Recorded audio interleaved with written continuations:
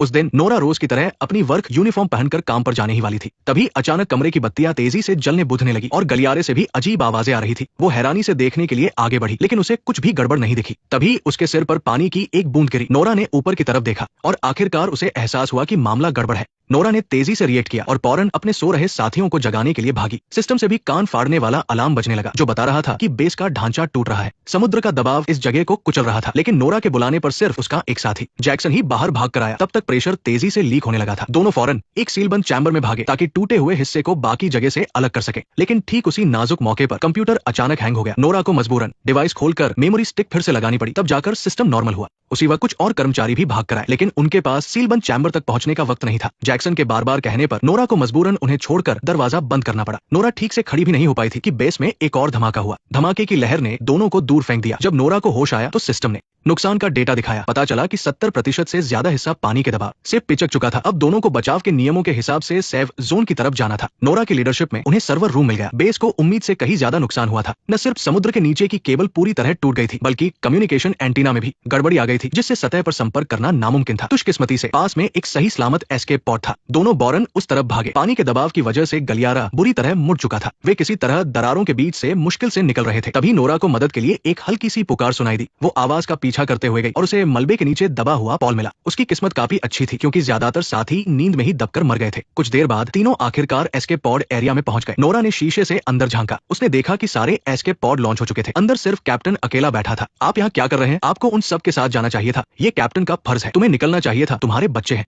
पता चला कि कैप्टन ने जिंदा बचने का मौका दूसरों को दे दिया था। वो पहले ही कुछ लोगों को बचा चुका था। नोरा के घावों पर पट्टी करने के बाद कैप्टन उन्हें कंट्रोल रूम ले गया। वहाँ 2 और लोग जिंदा बचे थे, मैकेनिकल इंजीनियर स्मिथ और उसकी पत्नी एमिली। हालांकि ये जगह अभी भी ठीक ठाक थी, लेकिन उनमें और मरे हुए लोगों में कोई खास फर्क नहीं था, क्योंकि सारी पनडुब्बियां खराब हो चुकी थी। उन्हें कंपनी के लोगों के आने का इंतजार करना था। लेकिन जब नोरा ने कूलिंग टावर चेक किया तो पता चला कि कूलिंग टावर गायब था। इसका मतलब था कि पावर कोर से निकलने वाली गर्मी को बाहर निकलने की कोई जगह नहीं थी। कुछ ही मिनटों में वो पिघल कर फट जाता। यानी यहाँ इंतजार करना भी मौत को दावत देना था।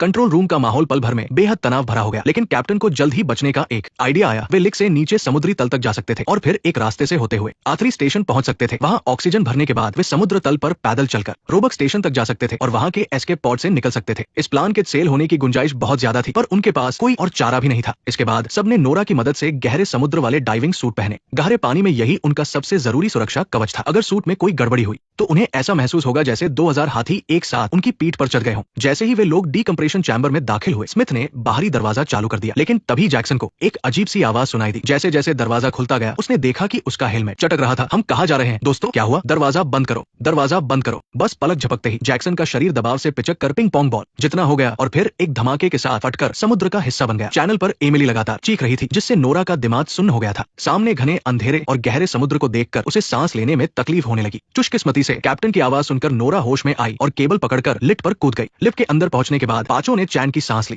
इसके बाद वे प्लान के मुताबिक धीरे धीरे समुद्र तल की ओर नीचे उतरने लगे। लेकिन कुछ ही देर बाद सिस्टम को एक मदद का सिग्नल मिला। उनसे 200 मीटर नीचे प्लेटफॉर्म पर एक एस्केप पॉड था, जिसका पावर खत्म हो गया था। कैप्टन को चिंता हुई कि शायद अंदर कोई जिंदा हो, इसलिए उसने वहां जाकर देखने का फैसला किया। जैसे ही लिफ्ट प्लेटफॉर्म पर पहुंची, पॉल और स्मिथ अपने सूट पहनकर चेक करने गए। नोरा के बताने पर उन्हें जल्द ही केबल में फंसा हुआ एक एस्केप पॉड दिखाई दिया। यहाँ का पानी बहुत गंदा था और स्मिथ को बार बार लग रहा था कि उसके पीछे कोई चीज रेंग रही है। जैसे जैसे दोनों और अंदर गए, एस्केप पॉड के अंदर का नजारा साफ होने लगा। लगता है अंदर जो लोग थे वे प्रेशर की वजह से फट गए थे। साइलेंस। पॉल वापस आने ही वाला था कि अचानक उसका ध्यान किसी चीज पर गया। उसने देखा कि तारों के बीच कोई चीज रेंग रही थी। जैसे ही वो उसे देखने के लिए झुका, अंदर से उस चीज ने झपट्टा मार दिया। इसके कुछ ही देर बाद नेक्स्ट पार्ट देखने के लिए वीडियो को लाइक करो।